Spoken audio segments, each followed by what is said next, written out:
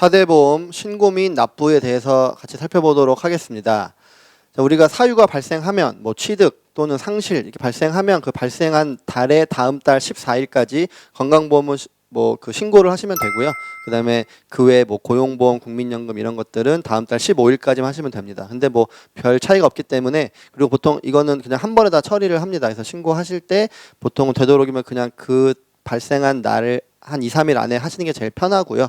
그다음에 그렇지 않으면, 왜 그러냐면 이게 14일, 10일 넘어가게 되면은 이게 그 달에 고지돼야 될 금액에 반영이 안 됩니다. 이 공단들도 다 그 매달 해야 되기 때문에 그 나름대로의 마감 기한이 있어요. 그래서 그 안에 해주셔야 이게 정상적으로 그 다음 달 또는 뭐 다 반영이 되는데, 이게 넘어가게 되면 이게 다다음 달에 반영되고 하기 때문에 그러면 또 정산 금액이 또 틀어질 수도 있고, 이래서 이런 것들은 좀 되도록이면 그 사유 발생일로부터 뭐 한 2, 3일 안에 처리하면 제일 좋고, 그래서 이런 걸 담당해주는 노무사나 뭐 회계사, 세무사분 사무실이 있으면 거기에 그냥 바로 연락해 주시면 됩니다. 그래서 뭐 취득 뭐 누구 또 채용했습니다, 취득 신고해 주세요, 뭐 누구가 퇴사했으니까 뭐 상실 신고해 주세요, 이런 식으로 요청하시면 그 담당 회계사, 세무사, 노무사분들이 이제 진행을 다 해주십니다.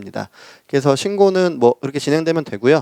그 다음에 이제 우리가 보수 변경이 있습니다. 보수 변경 신고는 이게 급여가 급격하게 바뀌신 분들이 있어요. 가끔 가다가. 그러면 이게 그 다음에 정산이 되기 때문에, 만약에 200만 원 받으시던 분이 200만 원에 맞게 뭐 예를 들어서 그냥 뭐 5만 원씩 보험료를 내고 있었는데, 이분이 만약에 뭐 400만 원이 됐다. 그러면 계산 단순하게 10만 원을 내셔야 되잖아요. 근데 어쨌든 4대보험공단에서는 처음에 신고된 금액 기준으로 계산된 보험료가 고지되기 때문에 이분 같은 경우에 계속 똑같은 그 200만 원 기준으로 신고된 금액이 계속 고지가 될 거예요. 근데 내년이 됐을 때 우리가 200만 원을 지급해서 매달 지급했으니까 이 사람은 그 연봉이 2배로 떴단 말이에요. 근데 그 고지됐던 금액은 그 절반 금액인 거니까 나중에 그 나머지 차액만큼은 한 번에 부과를 하게 되죠. 그러니까 그게 좀 이 근로자한테 부담될 수 있으니까 금액이 일정 금액 이상 증가하건 하신 분들, 또 반대 경우도 있긴 있습니다만 뭐 그런 경우가 많지 않으니까, 그런 경우에는 바로 보수 변경 신고를 해줌으로써 고지를, 이분은 급여가 올랐으니까 고지된 고지서에 그 이분에 대한 고지 금액도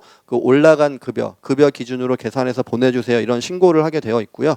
그다음 이제 보수 총액 신고라는 건 방금 말씀드린 그냥 정상적인 상황에서 1년 만근하신 분에 대해서 계속 근무를 할 때 이분에 대해서 이제 1년 뒤에 신고를 해야 이 사람의 급여가 어떻게 되었는지 계산이 되니까 그 1년 동안 지급한 총 금액을 신고한다. 그래서 보수 총액 신고다, 이렇게 있어서 이것도 뭐 그 해당되는 월에 뭐 직접 하셔도 되고, 아니면 담당 회계사, 세무사, 노무사 분들이 다 신고 진행해 주시니까 이건 알고 계시면 될 것 같습니다.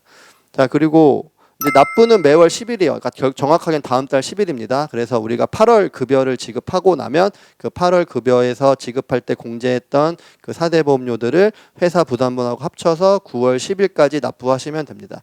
그래서 뭐 보통은 우편물로 고지서가 날라오는 경우가 있어요. 그럼 거기 고지서에 있는 계좌번호 이체하시면 되고, 당연히 자동이체로도 그러니까 그냥 매월 빠져나가게끔 자동이체 걸어놓으셔도 되고, 아니면 요새는 뭐 신용카드로도 납부가 가능하니까 이때 뭐 여담이지만 대표님의 뭐 개인 카드로 하지 마시고 법인 카드로 결제를 하시면 4대 보험 납부는 완료가 됩니다. 그래서 매월 10일까지 납부를 하셔야 되고, 만약에 10일 넘어가게 해서 납부를 안 하시거나 넘어가게 되는 경우에는 약간의 뭐 연체료나 가산금 등이 부과될 수 있으니까 뭐 매월 10일까지 4대 보험료 납부한다라고 머릿속에 넣어 두시면 뭐 좋을 것 같습니다.